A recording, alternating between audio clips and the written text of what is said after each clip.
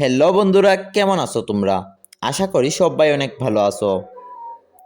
তোমরা অনেকেই আবেদন করার পরে যখন পেমেন্ট করতে যাও তখন হয়তোবা ইনভ্যালিড নাম্বার দেখায়, না হলে পেমেন্ট ফেইলড দেখায়।